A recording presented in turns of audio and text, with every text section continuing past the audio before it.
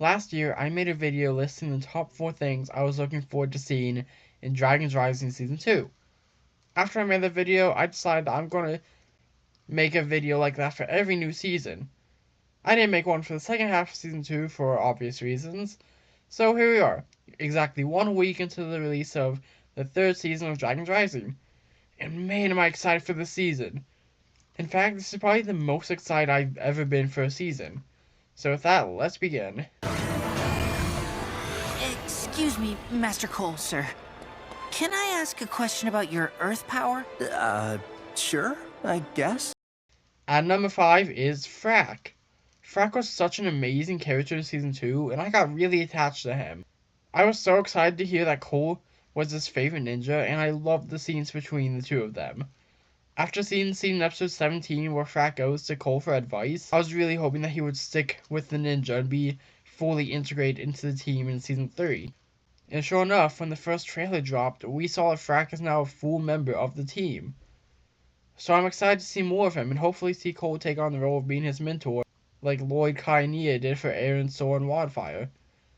I'm really excited to see how he interacts with characters like Kai and Arin, and honestly, depending on what they do with him in the future, he could very well become my second favorite new ninja behind Sora. Find the blades, set me free, and yes, I will grant you the power you want. How can we find them? At number 4 is everything going on with the Forbidden 5 and Thunderfang. The Forbidden 5 have been built up so much, not only in Season 2, but also the marketing for Season 3. And now that they're finally here, I can't wait to see what the show does with them. Their designs are so cool, and their powers even cooler, but also kind of horrifying at the same time. Thunderfang has to be one of the coolest villain concepts in the entire show. He's a great war veteran from the war between the Oni and dragons, and because of that, he feels that he should be given the powers of a source dragon, but when he was denied, he got angry and went on a rampage, and gifted 5 warriors corrupted elemental powers to one day free him from his chains. That's such a great concept. And a bit off topic, but just a few days ago, I got the Thunderfang set, and it looks really good. So yeah, I'm really excited to see what they're going to do with both the Forbidden 5 and Thunderfang. And once the season comes out, I want to make a video ranking all the members of the 5. I just do not understand, Pixel. This gate was not here before the merge, but appeared right after, along with a matching gate at a second monastery under Imperium. At number 3 is Zane and Pixal. Like I said before, it's been exactly a decade since Zane has gotten any development, so seeing them finally do something with this character after so long is in of itself really exciting. But on top of that, they're also bringing back Pixal. Now, Pixal has never been one of my favorites. In fact, I've just never really paid a whole lot of attention to her. But even still, I'm really excited to see her return. I think with me being really hyped to see her again and getting her new minifigure, I've kind of found a new appreciation for her, and hope that she'll get something to do in the season and not just kind of be there. Not to mention that her and Zane are probably the cutest couple, and we've been seeing how much Zane misses her over the course of DR, so I'm really looking forward to seeing the two of them back together. And we're finally going to get the answer to why Zane was in that pod, which is one of the oldest questions in the show. I will love you forever, Nia. Jay! Jay! And number 2 is Jay or Rogue. Jay's the only ninja who hasn't been integrated back into the team yet, and instead they've decided to take him in a new direction by giving him amnesia and him being found by Roz, who fed him lies about the ninja, and used the wolf mask to shatter his goodness and his soul. After the 11-minute era made Jay unable to be a competent person without Nia, forcing him to be on his own with literally nothing was probably the best thing they could have done with him. They've been building up his story since the beginning, and they've done a really good job at it.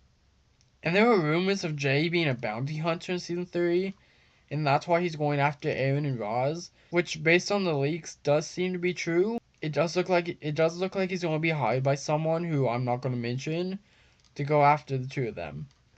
Though it's been really hard to avoid said leaks, so I assume most people know who hired Jay. And then there's Nia, which I can't wait to see more of her and Jay together. I'm just so worried about him. Arin could be stuck alone somewhere with Roz. Your need to be liked is a weakness.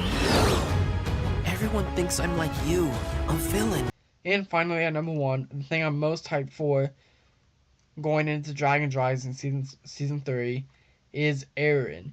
Arin's story so far has been such an interesting and unique one.